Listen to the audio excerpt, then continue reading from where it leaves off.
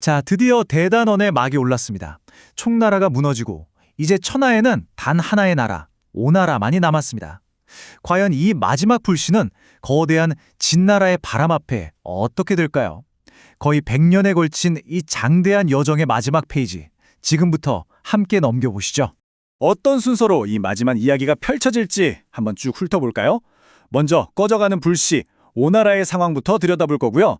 그리고 그 불씨를 끄기 위해 진나라가 얼마나 날카롭게 칼을 갈았는지 양호와 두해라는 두 명장을 통해 살펴보겠습니다. 이어서 막을 수 없었던 최후의 정벌 과정과 오나라의 멸망, 그리고 마침내 천하가 하나로 합쳐지는 그 순간까지 함께 달려가 보시죠. 자, 그럼 먼저 마지막으로 버티고 있던 왕국 오나라의 상황부터 한번 들여다보겠습니다. 왜 이들의 불꽃은 꺼질 수밖에 없었을까요? 이 모든 붕괴는요, 사실 외부가 아니라 바로 내부에서 시작됐습니다. 폭군 손호, 그의 통치는 나라를 뿌리부터 썩게 만들었죠. 궁궐은 끝없는 사치와 향락으로 채워졌고요. 쓴소리를 하는 충신들은 사람의 살가죽을 벗기는 등 끔찍한 형벌로 다스렸습니다. 이러니 백성과 군대의 마음이 떠나는 건 당연한 수순이었겠죠.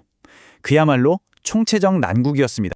그런데 말이죠, 바로 그 시각 오나라와는 정반대의 풍경이 펼쳐지는 곳이 있었으니 바로 진나라입니다.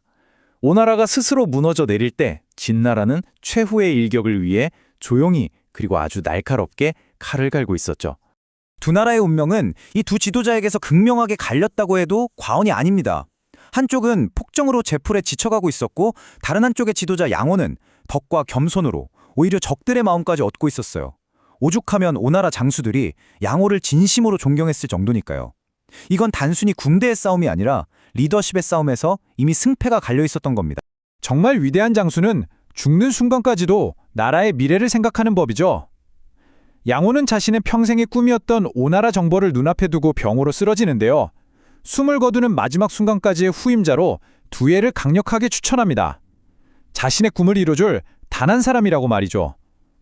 이렇게 위대한 장수의 횃불은 또 다른 명장에게로 고스란히 이어졌습니다. 자, 이렇게 양호의 횃불을 잃어받은 두해가 쥐봉을 잡았습니다. 이제 피할 수 없는 최후의 침공이 시작됩니다. 모든 준비는 끝났고 무대는 완벽하게 갖춰졌죠. 이 진나라의 진격을 딱 한마디로 표현하는 사자성어가 있죠. 바로 파죽지세입니다. 이게 무슨 뜻이냐면요, 대나무라는 게 처음에 한마디만 딱 쪼개면 그 다음부터는 칼날만 갖다 대도 그냥 알아서 쩍쩍 갈라지거든요. 당시 진나라 군대의 기세가 바로 그와 같았다는 겁니다. 그야말로 막을 수가 없었죠. 이게 얼마나 치밀한 작전이었냐면요, 한번 보세요. 일단 왕준이 이끄는 거대한 함대가 장강을 따라 물살을 가리며 내려오고요. 동시에 두해가 이끄는 육군이 주요 거점들을 하나씩 격파해 나갑니다. 사방에서 여러 군대가 하나의 목표, 오나라의 수도를 향해 파도처럼 밀려드는데, 이미 한에서부터 고마 터진 오나라의 방어선이 이걸 막아낼 재간이 있었겠습니까? 그야말로 속수무책이었습니다. 결국 진나라 군대가 수도의 성문 앞에 다다르자 삼국시대의 마지막을 지키던 오나라의 운명은 정말 순식간에 결정나버립니다. 그 마지막 장면은 정말 처량하기 짝이 없습니다. 오나라의 마지막 황제 손호가 스스로 관을 짊어지고 나와요.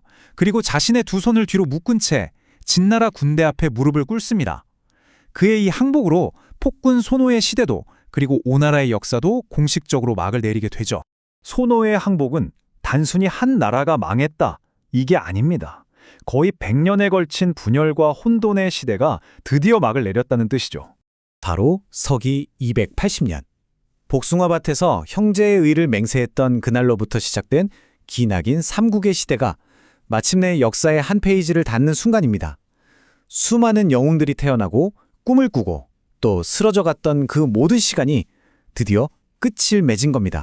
자, 그렇다면 말이죠, 100년입니다. 이 100년 동안 수많은 영웅들이 나타나고 사라지고 싸우고 속이고, 이 거대한 이야기가 우리에게 던지는 궁극적인 질문은 뭘까요? 이 모든 영웅들의 삶과 죽음이 우리에게 남긴 것은 과연 무엇이었을까요? 삼국지연의 첫 문장이자 마지막을 관통하는 이 한마디에 모든 답이 담겨 있습니다. 천하의 큰 흐름이란 오랫동안 나뉘어 있으면 반드시 합쳐지게 되고, 또 오랫동안 합쳐져 있으면 반드시 나뉘게 된다는 거죠. 유비, 관우, 장비, 조조, 손권, 그 수많은 영웅들은 이 거스를 수 없는 역사의 거대한 파도 속에서 자신만의 방식으로 시대를 살아냈던 겁니다. 그리고 그들의 이야기는 바로 오늘을 사는 우리에게도 여전히 깊은 울림을 남기고 있죠.